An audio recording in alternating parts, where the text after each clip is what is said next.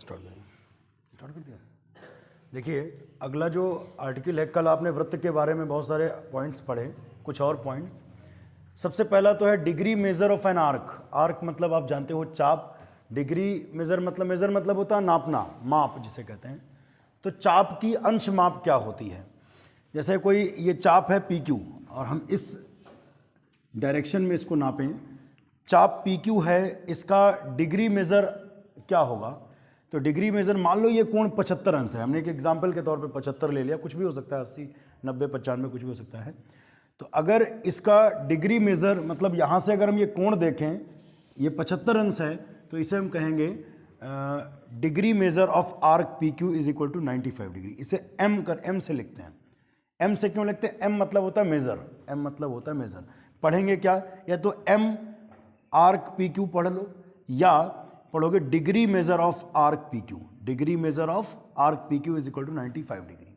Degree measure of arc P Q is equal to क्या पढ़ेंगे? Degree measure of arc P Q is equal to 95 degree. इतनी बात clear? अगर मान लो same इधर बात करते हैं, अगर मान लो अब चापों की सर्वांग समता क्या होती है कि दो चाप जो हैं, चाप पी क्यू और चाप आर एस, ये सर्वांग सम कब होंगे? अगर इनके डिग्री मेजर बराबर है, इनके चाप का अंश माप कैसा है? बराबर है। मान लो इस चाप ने केंद्र पर 40 डिग्री का कोण बनाया और इधर भी ये कोण 40 डिग्री का ही बन रहा है, तो कहा जाएगा ये दोनों चाप सर्वांग सम है। दोनों चाप कैसे हैं? सर्वांग सम है। तो यहाँ पे क्या होता है? अगर दो चाप सर्वांग सम तब होंगे यदि उनका डिग्री मेजरमेंट कैसा हो? बराबर हो। इसे अगर लिखेंगे तो लिखेंगे degree measure of arc P Q is equal to कितना? 40 डिग्री। वहाँ पर भी अगर हम लिखें डिग्री मेजर ऑफ आर्क, उसका नाम क्या है? Arc R S. Arc R S कितना है? 40 डिग्री। चूंकि ये दोनों बराबर हैं, चूंकि ये दोनों कैसे हैं? बराबर हैं, इसलिए कहा जाएगा कि चाप पी क्यू या arc P Q is congruence to arc R S. चाप पी क्यू और चाप आर एस सर्वांगसम तभी होंगे, दो चाप सर्वांगसम तभी होते हैं जब उनके कोण कैसे हों? उनके केंद्र, उनके द्वारा केंद्र पर बना कोण कैसा हो? बराबर हो, या कहा जाए उनका डिग्री मेजरमेंट कैसा हो? बराबर हो। तो वो दोनों चाप कैसे होते हैं? सर्वांगसम होते हैं। यहाँ पर 75 डिग्री है, ये 95, एक ही जैसा लिखना है। या तो 75 डिग्री लिखेंगे तो यहाँ पर भी हमें 75 डिग्री लिख लेना है, या यहाँ पर 95 है तो मतलब 95। सीधा मतलब है किसी चाप द्वारा केंद्र पर बना कोण उस आर्क का डिग्री मेजरमेंट कहलाता है। ठीक है। देखिए नेक्स्ट पॉइंट है circumference of a circle. Circumference क्या होता है? वृत्त के परिमाप को परिधि कहते हैं। परिमाप आप जानते आए हो अभी तक, जैसे वर्ग का परिमाप आपने पढ़ा, वर्ग का परिमाप मतलब इसकी सारी भुजाओं का योगफल। ऐसे ही वृत्त का परिमाप जो होता है उसे हम लोग परिधि कहते हैं। तो आप डेफिनेशन में यही लिखेंगे कि वृत्त के परिमाप को परिधि कहते हैं। वृत्त के परिमाप को परिधि कहते हैं। और एक बात और याद कर लेना कि जो परिधि होती है वो होती है 2 पाई आर। परिधि, वृत्त की परिधि होती है 2 पाई आर। इसमें आर क्या है? रेडियस है, और पाई की वैल्यू 22/7 या 3.14 आप रख सकते हैं। तो वृत्त के परिमाप को, ये वाली जो दूरी होती है, जैसे एक हम वायर ले लें, उसे 10 मीटर लंबा एक वायर ले लें और उसे हम इस तरीके से घुमा दें सर्कुलर फॉर्म में, तो ये जो लंबाई होगी इसी को हम लोग वृत्त की परिधि कहते हैं, होती है 2 पाई आर। चक्रीय चतुर्भुज अगला पॉइंट है। चक्रीय चतुर्भुज क्या होता है? ऐसा चतुर्भुज जिसके चारों सिरे वृत्त की परिधि पर स्थित हों। ऐसा चतुर्भुज जिसके चारों सिरे वृत्त की परिधि पर स्थित हों। ध्यान से समझिएगा, ऐसा चतुर्भुज जिसके चारों शीर्ष, चतुर्भुज में 4 शीर्ष होते हैं, ऐसा चतुर्भुज जिसके चारों शीर्ष कहां पर हो? वृत्त की परिधि पर हो। वृत्त की परिधि पर, तो वह चतुर्भुज क्या कहलाता है? चक्रीय चतुर्भुज कहलाता है। समझ में? चलिए 10A एक्सरसाइज हम लोग स्टार्ट करेंगे। 10A का पहला क्वेश्चन ये है, वृत्त का केंद्र वृत्त के बहिर्भाग में स्थित होता है या अभ्यंतर, अभ्यंतर मतलब अंदर स्थित होता है। तो यहां पर हम एक वृत्त बना दे रहे हैं, सामने देखेंगे आप, ये वृत्त है। इसका जो केंद्र है, इसका केंद्र बीच में होता है जहां पर प्रकार आप रखते हैं वृत्त बनाते समय, तो केंद्र इसके अभ्यंतर में स्थित होता है। अभ्यंतर मतलब अंदर होता है, बहिर्भाग मतलब एक्सटीरियर, बाहर। तो इसमें खाली जगह में, रिक्त स्थान में भरा जाएगा, अभ्यंतर में स्थित होता है। अभ्यंतर में स्थित होता है, इंटीरियर में। वृत्त का केंद्र वृत्त के अंदर स्थित होता है। वृत्त के अंदर मतलब अभ्यंतर में स्थित होता है। इसके बाद नेक्स्ट पॉइंट समझिए, एक बिंदु जिसकी वृत्त के केंद्र से दूरी त्रिज्या से अधिक हो। अब यहां पर हम सर्किल एक बना रहे हैं, ये समझने के लिए आपको केवल खाली जगह में भरना है। एक बिंदु जिसकी वृत्त के केंद्र से दूरी त्रिज्या से अधिक हो। देखो वृत्त जो होता है वो केंद्र से समान दूरी पर होता है। मान लो त्रिज्या 5 सेंटीमीटर है। अब अगर कोई बिंदु ऐसा है जो जिसकी केंद्र से दूरी त्रिज्या से ज़्यादा हो, त्रिज्या से ज़्यादा मतलब 6 हो। मान लो एक बिंदु यहाँ होगा तभी तो दूरी 6 होगी। अब समझिए ध्यान से, एक बिंदु, क्वेश्चन क्या कह रहा है, एक बिंदु जिसकी वृत्त के केंद्र से दूरी त्रिज्या से ज़्यादा हो, तो वो बिंदु वृत्त के अंदर होगा कि बाहर होगा? तो जवाब है बहिर्भाग में स्थित होगा। कहाँ स्थित होगा? बहिर्भाग में स्थित, बाहर स्थित होगा, अगर केंद्र से उसकी दूरी त्रिज्या से ज़्यादा है। दोनों बातें बता दें, बल्कि तीनों बातें बता दें, ध्यान से समझना। अगर कोई बिंदु वृत्त के अंदर स्थित होता है तो उसकी केंद्र से दूरी त्रिज्या से कम होती है, क्योंकि ये त्रिज्या होती है। मान लो त्रिज्या 5 है, अगर बिंदु अंदर है तो उस बिंदु की केंद्र से दूरी त्रिज्या से कम होगी। अगर बाहर है तो केंद्र से उस बिंदु की दूरी त्रिज्या से ज़्यादा होगी।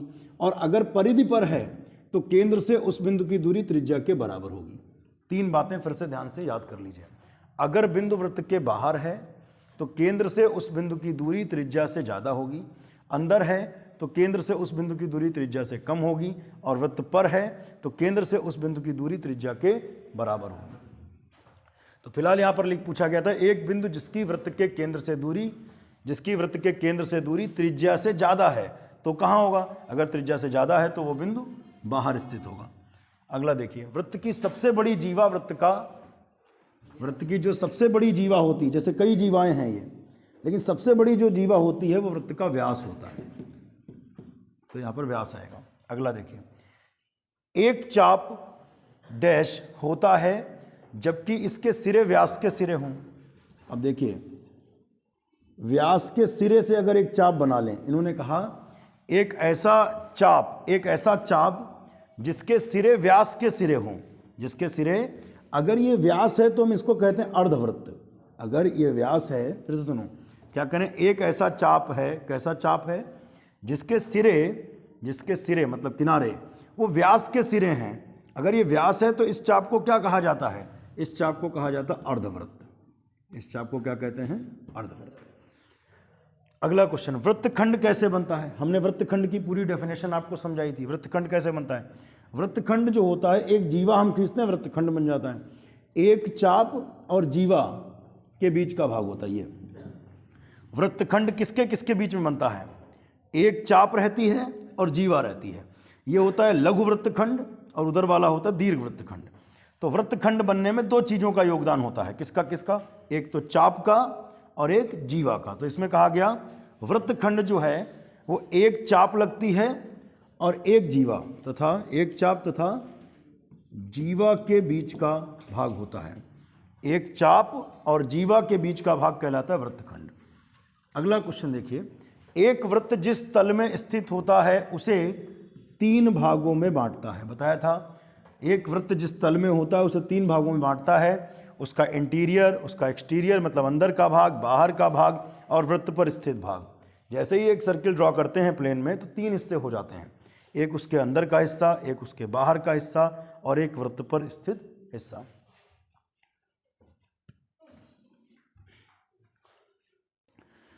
क्वेश्चन नंबर 2 में लिखा, लिखिए सत्य या असत्य। बड़ा क्लियरली इन्होंने लिखा, लिखिए सत्य है या असत्य है, सच झूठ का करना है तुम्हें।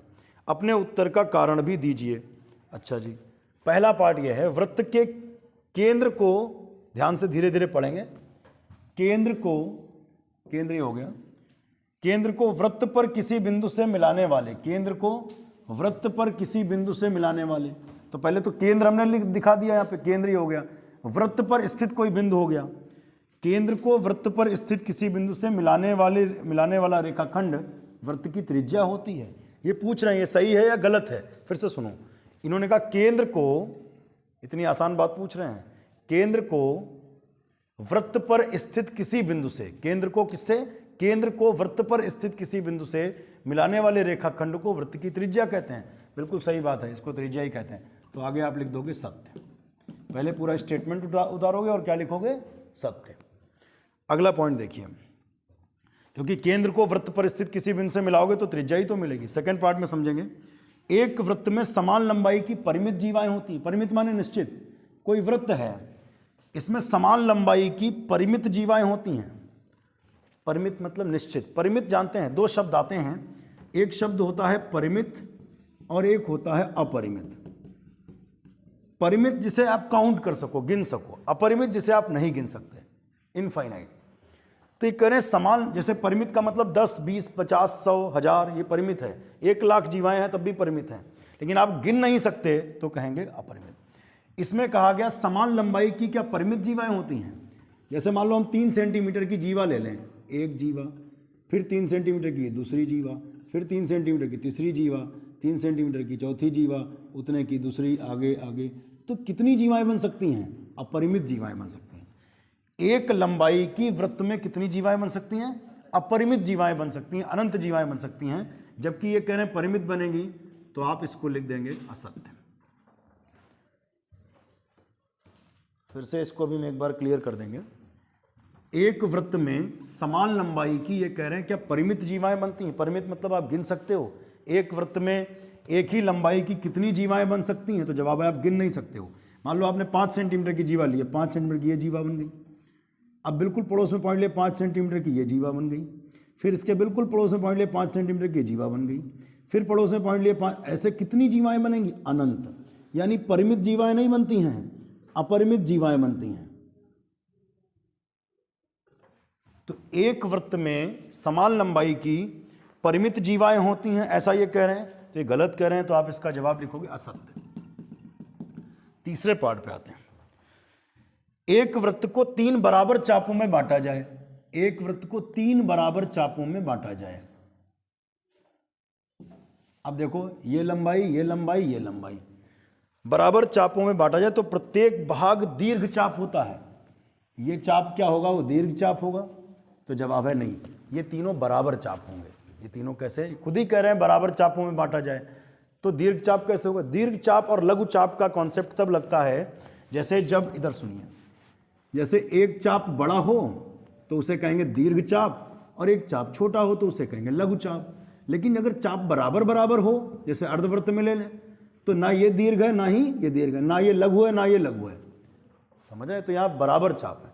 तो इन्होंने कहा कि अगर एक वृत्त को 3 बराबर चापों में बांटा जाए, पढ़िए ध्यान से, एक वृत्त को 3 बराबर चापों में बांटा जाए, एक वृत्त को 3 बराबर चापों में बांटा जाए, तो कह रहे हैं क्या ये दीर्घ चाप होता है, ना ही दीर्घ होता है ना ही लघु होता है। तो इन्होंने इसको लिखना होगा, इसका आंसर असत्य। चौथा पार्ट देखिए, वृत्त की एक जीवा जिसकी लंबाई त्रिज्या से दोगुनी है, वृत्त का व्यास होगा। वृत्त की एक जीवा, ये कोई जीवा है, इसकी लंबाई त्रिज्या की दोगुनी है, इसकी लंबाई त्रिज्या की दोगुनी है, व्यास होगा। तो व्यास तो होता ही है 2r, तो ये सही है, समझ रहे हैं। और कोई भी जीवा त्रिज्या की दोगुनी नहीं है, ये भी तो जीवा है, लेकिन क्या ये त्रिज्या की डबल होगी, नहीं। ये 5 है तो ये 10 होगा, व्यास 10 हो जाएगा। लेकिन ये अगर 5 है तो ये थोड़ी 10 हो जाएगा। अगर कोई ऐसी जीवा है जो त्रिज्या की दोगुनी है, त्रिज्या की दोगुनी जानते हो कौन होता है, केवल व्यास होता है। त्रिज्या का दोगुना कौन होता है, व्यास। तो इसको लिखेंगे सत्य। अगला देखिए, 5वां, त्रिज्यखंड कैसे बनता है। हमने त्रिज्यखंड की पूरी परिभाषा तुम्हें इसीलिए लिखवाई है, जो लोग कल की क्लास में रहे होंगे उन्हें पता है। त्रिज्यखंड ये होता है, ये त्रिज्यखंड होता है। त्रिज्याओं से जो खंड बनता है उसे कहते हैं त्रिज्यखंड। त्रिज्यखंड जीवा एवं संगत चाप के बीच का क्षेत्र होता है। गलत लिखा है, असत्य लिख दो, क्योंकि ये कह क्या रहे हैं, ये कह रहे हैं त्रिज्यखंड जानते हो किसके बीच में बनता है, जीवा और संगत चाप के बीच में। नहीं, जीवा और संगत चाप के बीच में जो बनता है उसको कहते हैं वृत्तखंड। उसको क्या कहते हैं, कल हमने आपको 2 खंड पढ़ाए थे, फिर से सुन लो ध्यान से। एक था वृत्तखंड, एक था त्रिज्यखंड। त्रिज्याओं और चाप से जो बनता है उसको कहते हैं त्रिज्यखंड। उसको क्या कहते हैं, त्रिज्यखंड किससे बनता है, याद करो, त्रिज्याओं और चाप से। वृत्त की दो त्रिज्याओं और चाप के बीच का क्षेत्र क्या कहलाता है? त्रिज्यखंड। और जीवा और चाप के बीच का क्षेत्र क्या कहलाता है? वृत्तखंड। जबकि इन्होंने वे पढ़िए जरा ध्यान से, अब उस लाइन को अब आप समझ पाओगे। ये कह रहे त्रिज्यखंड जो होता है वो जीवा और चाप के बीच का होता है, इसमें जीवा नहीं होती, इसमें क्या होती? त्रिज्याएं होती। जीवा और चाप के बीच का जो होता है वो त्रिज्यखंड नहीं होता, क्या होता है? वृत्तखंड होता है। तो इसमें लिखोगे, इसका आंसर लिखोगे first, second, third, fourth, fifth में असत्य लिख तो दिया है। त्रिज्यखंड जीवा और संगत चाप के बीच का क्षेत्र होता है।